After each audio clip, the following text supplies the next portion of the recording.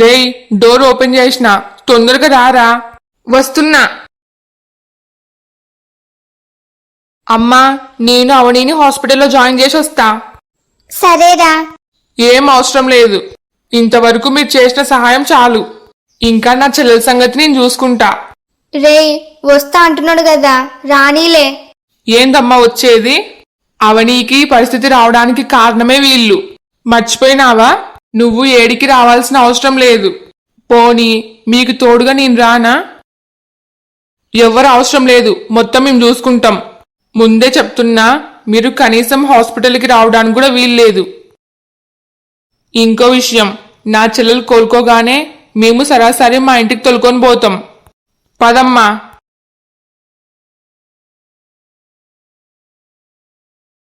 ఇదేందిరా, కోడల్ని వాళ్ళ ఇంటికి తొలుకొని పోతామంటున్నారు? ఏ, మన ఇంటికి పంపియరా? ఇంకా కుటుంబంలో గొడవలు అన్నాక రాకుండానే ఉంటాయా? మరి హాస్పిటల్కి కూడా రావద్దు అంటున్నారు. మీరు అవన్నీ పట్టించుకోవద్దత్తయ్యా. మనం అవనీని బయట వర్షానికి నిలబెట్టినామని వాళ్ళేదో కోపంలో ఉన్నారులే, అందుకే అట్లా మాట్లాడినారు. వాళ్లే కాదు, వాళ్ళ ప్లేస్లో ఎవరున్నా అట్లే మాట్లాడతారు. వాళ్ళ కోపం తగ్గగానే అవనీని మన ఇంటికి పంపిస్తారులే. మీరేమి టెన్షన్ పడొద్దు.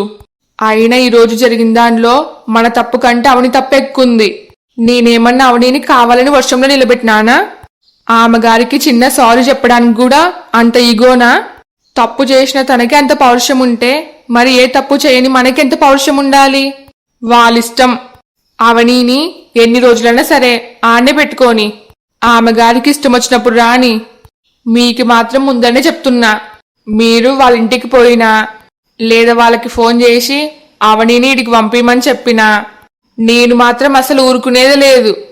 ఏ, ఈ గోలు వాళ్ళకు మాత్రమే ఉంటాయా, మనకుండవా? ఎన్ని రోజులన్నా ఆనే ఉండని. వీడే కనుక మనం చెప్పినట్టు వినింటే పరిస్థితి ఇంత దూరం వచ్చేది కాదు. ఇప్పుడు ఇంత పెద్ద గొడవ జరగడానికి కారణం వీడే, పనికి మాలినోడు. అప్పటికి నేను వాడి రూమ్లోకి పోయి మరి చెప్పిన, ఇది కరెక్ట్ కాదురా అని. నా మాట వింటే కదా. ఇప్పుడు చూడు, రెండు కుటుంబాలకు విరోధమైంది. అవనీని వాళ్ళ ఇంటికి తొలుకొని పోతాం అంటున్నారు. ఈ రోజు జరిగిన దానిలో అవనీది తప్పయిండొచ్చు, కానీ ఇంటి కోడలు కాకుండా పోదు కదా. కష్టమో నష్టమో అవని ఇంట్లోనే ఉండాలి. వాళ్ళ కోపం చూస్తుంటే అవనీని ఇప్పుడప్పుడే పంపించేలాగా కనబడతలేరు. ఈ గొడవలు ఎంత దూరం దారి తీస్తాయో ఏమో. మీరేమి టెన్షన్ పడొద్దు. నేను రేపు పొద్దునేకి ఒకసారి హాస్పిటల్కి పోయి వాళ్ళతో మాట్లాడి నచ్చజెప్పడానికి ట్రై చేస్తా. అవనీని మన ఇంటికి పంపిమని చెప్తా. ఆ పని చేయి బాబు, నీకు పుణ్యం ఉంటది. నేను చూసుకుంటా, మీరు ప్రశాంతంగా ఉండండి. లోపల కోదం రండి.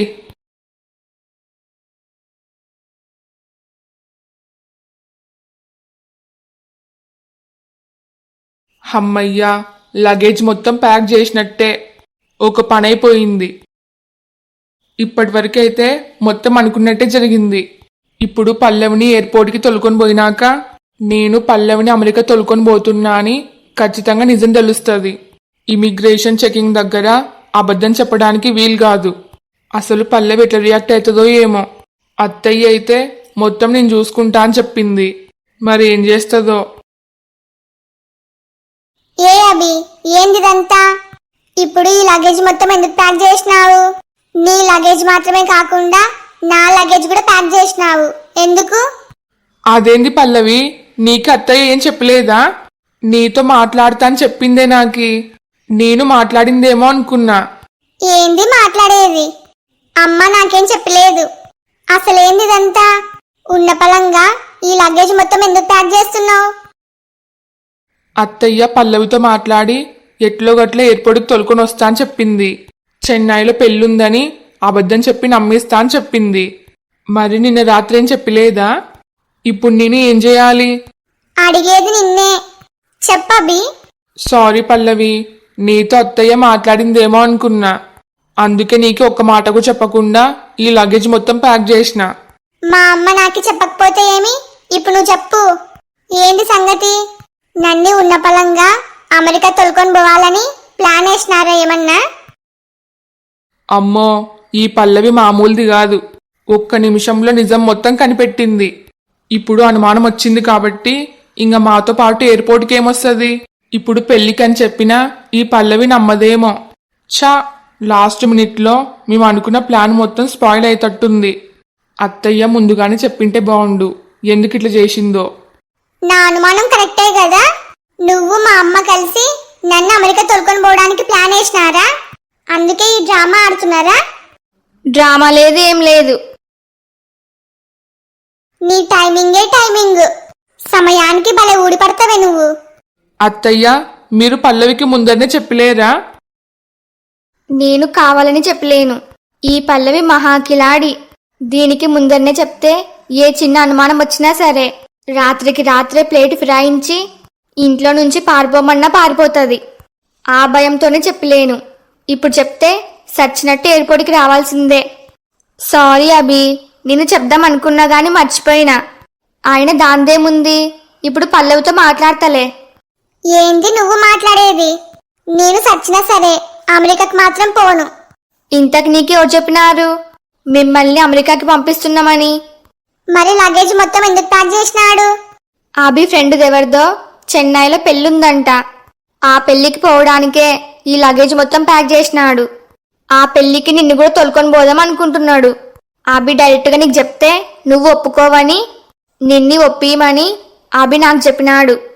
కానీ నేనే మర్చిపోయినా. నాకు పెళ్లికి పోయేంత ఇంట్రెస్ట్ లేదు, అది కూడా చెన్నైకి. నేను పోను, కావాలంటే అభినే పొమ్మను. ఏ, ఎందుకు పోవు? నువ్వు కూడా వస్తావని ఆశతోనే కదా అభి నీ బట్టలు కూడా ప్యాక్ చేసినాడు. అది కాక తన బెస్ట్ ఫ్రెండ్ పెళ్లి, మీరిద్దరూ కలిసే రావాలని మరీ చెప్పినాడంట. ఇప్పుడు నువ్వు పోను అంటే ఎట్లా? అదంతా నాకు అనవసరం. నేను పోనంటే పోను. ఏయ్, నీకెందుకేంత మొండితనం? అవతల మనుషుల ఫీలింగ్స్ ని కొంచెం కూడా అర్థం చేసుకోవు. ఎప్పుడు నీ మాట నెగ్గాలి అంటావు. ఒకసారి అభి వైపు నుంచి కూడా ఆలోచించు. నిన్ను కూడా తొలుకొని వస్తాను చెప్పినాక ఇప్పుడు నువ్వు లేకుండా పోతే ఏం బాగుంటది? ఆడ అందరూ నీ భార్య ఏదని అడిగితే అభి ఏ సమాధానం చెప్పాలి? అలాంటప్పుడు నన్ను ఒక్క మాట కూడా అడగకుండా వాళ్ళ ఫ్రెండ్కి మాట ఎవరు ఇమ్మన్నారు? నాకు అసలు సంబంధమే లేదు. ఏందే సంబంధం లేదు? అభి నీ మెల్ల తాళి కట్టిన భర్త. భర్త పరువు నిలబెట్టే బాధ్యత నీకుంటది. ఏది ఏమైనా సరే నేను అభికి మాట ఇచ్చిన నిన్ను ఖచ్చితంగా ఒప్పిస్తా అని. ఇప్పుడు నువ్వు ఒప్పుకోకపోతే అభి ముందర నా పరువు పోతుంది.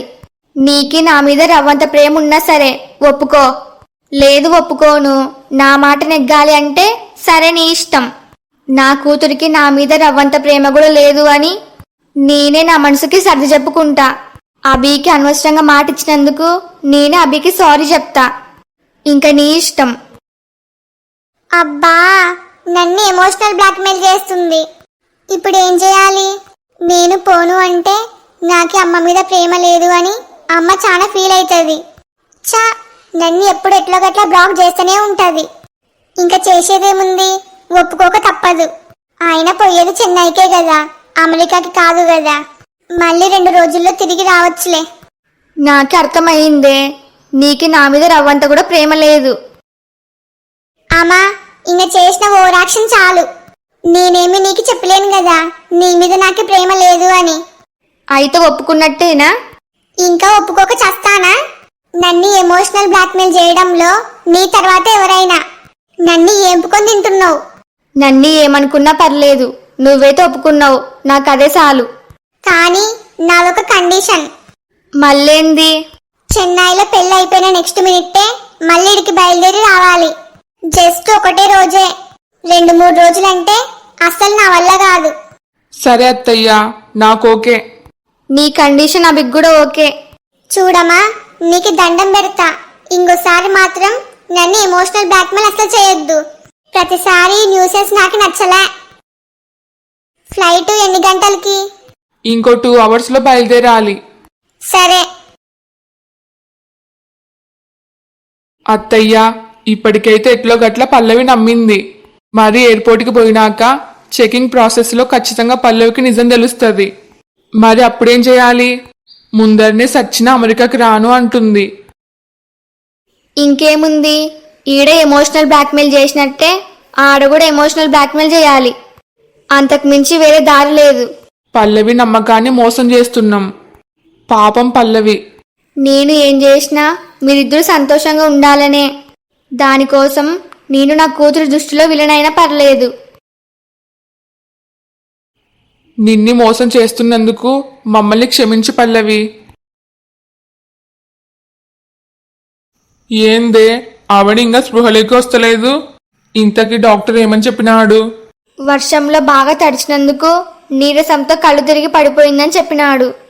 అంతేకాకుండా కొంచెం జ్వరం కూడా ఉందంట. కొద్దిసేపు ఉంటే స్పృహలోకి వస్తుంది అని చెప్పినాడు. అయినా మీరు ఉన్నపలంగా బయలుదేరిపోవడం చాలా మంచిదయింది. లేకపోతే మన కూతురు అవని ఏమైపోయేదో. అవునండి. నిన్న మీతో పాటు నేను కూడా వచ్చింటే చాలా బాగుండు. నా కూతురు పట్ల వాళ్ళు అంత కఠినంగా ఉన్నందుకు నేను అందరి దుమ్ము దులిపేవాణ్ణి. అసలు వాళ్ళ ఉద్దేశం ఏంది? అవని పట్ల అడిగే వాళ్ళు ఎవరు లేరు అనుకున్నారా? అదే కదా, మేము అవనిని అట్లా చూసేసరికి ఎంత భయపడినామో. అవని పుట్టినరోజు అయిపోయి కనీసం వారం కూడా అయితలేదు. అప్పుడైతే అవని పైన ఎక్కలేని ప్రేమ ఒలకబోసినారు. ఒక మహారాణిలా చూసుకున్నారు. 2 లక్షలు ఖర్చు పెట్టి ఘనంగా పుట్టినరోజు జరిపినారు. మరిప్పుడు ఆ ప్రేమంతా ఏమైపోయింది? వాళ్ళు చూస్తే అవని వల్లే స్వప్నకి అబోషన్ అయింది అంటున్నారు. అవని చూస్తే జరిగిన దానిలో నా తప్పేం లేదు అని వాదించిందంట. నిజానికి ఆడ ఏం జరిగిందో అవని స్పృహలోకి వస్తే గాని మనకు అర్థం కాదు. నిన్న జరిగిన దానిలో నా కూతురు తప్పు ఏం లేదని తెలియాలి. వాళ్ళని మాత్రం ఊకనేర్చిపెట్టాను. అమ్మో, నేనేం దీడున్నా? అమ్మ అవని, అమ్మయ్యా నీకు స్పృహ వచ్చిందిలే. అమ్మా, అసలేమైంది నాకి?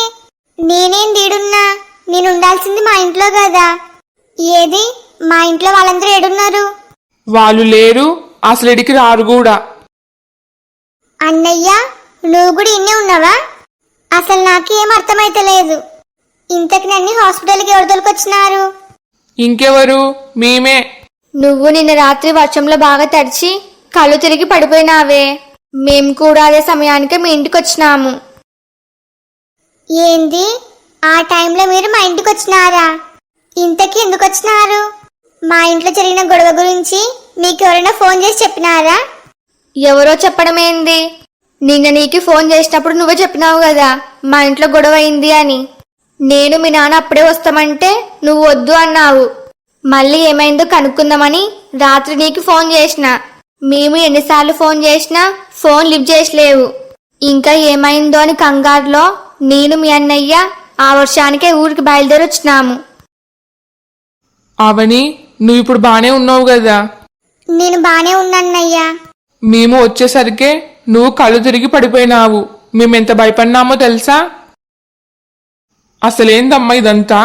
మీ ఇంట్లో వాళ్ళందరూ ఆ స్వప్నకి అబోషన్ కావడానికి నువ్వే కారణం అంటున్నారు. లేదు నానా, ఇంట్లో వాళ్ళందరూ పొరపాటు పడుతున్నారు. ఆ స్వప్నకి అబోషన్ కావడానికి కారణం నేను కాదు. ఇంకా చెప్పాలంటే ఆ స్వప్న అసలు ప్రెగ్నెంటే కాదు. ఏందవని నువ్వు చెప్పేది? ఆ స్వప్న ప్రెగ్నెంట్ కాదా? కాదు, ఇన్ని రోజులు ప్రెగ్నెంట్ లాగా నటించింది. దానికి మా ఇంట్లో నుంచి వాళ్ళ అత్తగారింటికి పోవడం ఇష్టం లేదు. నన్ను రోజు ఏడిపించి ముప్పు తిప్పలు పెట్టాలని దాని కోరిక. అందుకు అది మా ఇంట్లోనే ఉండడానికి ప్రెగ్నెంట్ డ్రామా ఆడింది. మా ఫ్యామిలీ డాక్టర్కి డబ్బులు ఇచ్చి మేనేజ్ చేసింది. నీకిదంతా ఎట్లా తెలుసు? నాకి మొదటి నుంచి దానిపైన అనుమానమే. మొదట్లో ఏమోని లైట్ తీసుకున్నాను, కానీ రాను రాను అది ప్రెగ్నెంట్ కాదు అని నాకు అర్థమైపోయింది. ఇంకా చివరికి స్వప్న భర్త వేరే హాస్పిటల్కి తొలుకొని పోతా అనేసరికి దాని బండారం బయట పడుతుందని భయంతో నిన్న హాస్పిటల్కి పోయే ముందర దాని నక్లీస్ పోయిందని, అది నేనే తీసుకున్నానని నాతో కావాలని గొడవ పడింది. మన కుటుంబాన్ని కూడా దొంగల కుటుంబం అనింది. నన్ను బాగా రెచ్చగొట్టి మాట్లాడింది. నేను తనపైన చేయి చేసుకోవాలని కావాలని ఆ డ్రామా ఆడింది. దాని లేని కడుపు నా వల్లే పోయిందని నా పైన నిందేసింది. మరి ఇదంతా ఇంట్లో వాళ్ళకి చెప్పొచ్చు కదా? చెప్పినా అన్నయ్య, కానీ ఆ ఇంట్లో నన్నెవ్వరు నమ్మిలేరు. నువ్వు చెప్పేదంతా నిజమే అనడానికి సాక్ష్యాలు ఏమున్నాయని అడుగుతున్నారు. దాని బండారం బయట పెట్టడానికి నా దగ్గర ఏ సాక్ష్యాలు లేవు. దాంతో నాది తప్పనుకొని నేను కావాలని ఆ స్వప్న పైన లేనిపోని నిందలు వేస్తున్నానుకొని ఇంట్లో వాళ్ళందరూ నా పైన కోపడ్డారు. ఆ స్వప్న కాళ్ళపైన పడి క్షమాపణ అడుగు అన్నారు. కానీ నేను చేయని తప్పుకి ఎందుకు క్షమాపణ అడగాలి? నా మనసు అస్సలు ఒప్పుకునలేదు. దాంతో ఆయనకి కోపం వచ్చి నువ్వు సారీ చెప్పే వరకు ఇంట్లోకి రావద్దు అని నన్ను బయటికి పంపించినాడు. నిజానికి ఆడ జరిగింది ఇది. నిన్ను ఎవరు నమ్మినా నమ్మకపోయినా నాకు నీ గురించి బాగా తెలుసు. నువ్వు తప్పు చెయ్యవు. నేను నిన్ను నమ్ముతున్నా. థ్యాంక్స్ అన్నయ్య. కనీసం మీరైనా నన్ను అర్థం చేసుకున్నారు. మరిప్పుడు ఏం చేద్దామే? ఆ స్వప్న బండారం బయట పెట్టేది ఎట్లా? నీ వాళ్ళందరూ నిన్ను నమ్మేదెట్లా? అవన్నీ ఇంటికి పోయినాక మాట్లాడుకుందాం. కనీసం నన్ను చూడ్డానికి మా ఇంట్లో వాళ్ళు ఒక్కరు కూడా వచ్చలేరా? వాళ్ళందరూ ఇంకా నా పైన కోపంగానే ఉన్నారా? వాళ్ళకి అంత సీన్ లేదు. మేమే వాళ్ళ మీద కోపంతో అస్సలు హాస్పిటల్కి రావద్దు అని చెప్పినాము. అంటే మీరు వాళ్ళతో గొడవ పడినారా? మరి నిన్ను ఆ పరిస్థితుల్లో చూసి ఏం చేయమంటావు? మాకి కోపం రాదా? ఇంకా నయం, వీళ్ళు వాళ్ళతో గొడవ పడి మాత్రం వచ్చినారు. నేనైతే ఖచ్చితంగా పోలీస్ స్టేషన్లో కంప్లైంట్ ఇచ్చేవాడిని. మేము నీ ముఖం చూసి ఇంకా మాటలతోనే సర్ది చెప్పినాము. అయినా దీనిలో వాళ్ళ తప్పు కూడా ఏం లేదన్నయ్యా. వాళ్ళకి ఆ స్వప్న పైన ఉన్న ప్రేమతో ఆ స్వప్నని గుడ్డిగా నమ్మినారు. నన్ను కేవలం అపార్థం చేసుకున్నారంతే. నిజం తెలిస్తే ఆ స్వప్నని మెడ పట్టుకొని బయటికి గెంటేస్తారు. సరే అమ్మా, ఇవన్నీ తర్వాత మాట్లాడుకుందాం. ఫస్ట్ నువ్వు ఏమైనా తిని టాబ్లెట్స్ వేసుకో. అమ్మా, నేను పోయి టాబ్లెట్స్ తెస్తా. అవనికి టిఫిన్ పెట్టు. సరేరా.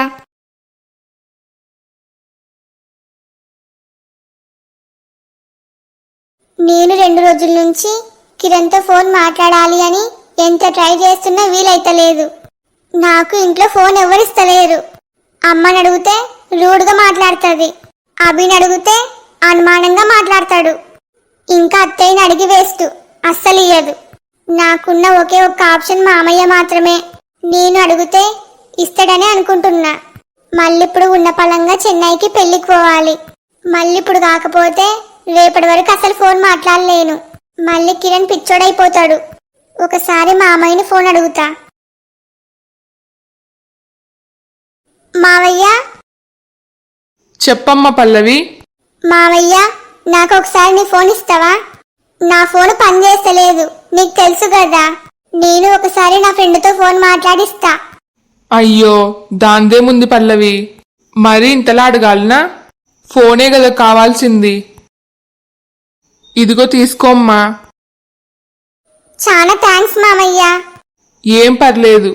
నీకు ఎంతసేపు కావాలంటే అంతసేపు నీ ఫ్రెండ్తో ఫోన్ మాట్లాడి ఇయ్యి. అమ్మయ్యా, ఫోన్ దొరికింది.